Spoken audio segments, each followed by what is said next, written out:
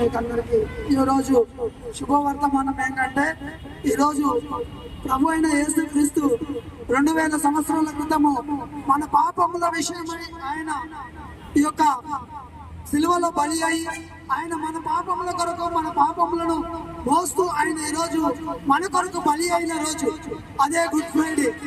ఈ good Friday ఏంటంటే, మానవుడు ఒక పుట్టుకే పాపము, ఆ పాపంలోనే పుడుతున్నాడు, పాపంలోనే చనిపోతున్నాడు, కానీ ఆ పాపంలో నుండి విముక్తి పొందట్లేదు.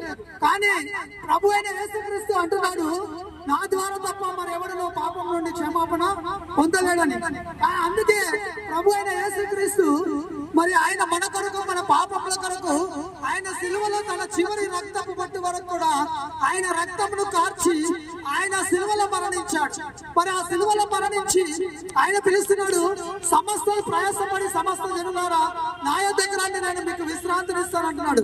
మనము ఎంతో మంది విశ్రాంతి అనగా మన జీవితంలో నెమ్మది ఉండదు, శాంతి ఉండదు, సమాధానం ఉండదు, ఏది లేకుండా మన ఇష్టానుసారమైన జీవితంలో మనము జీవిస్తూ ఉన్నాం. మనకి ఇష్టమైన జీవితంలో జీవించు అనేక పాపములు చేస్తూ మనము బ్రతుకుతూ ఉన్నాం.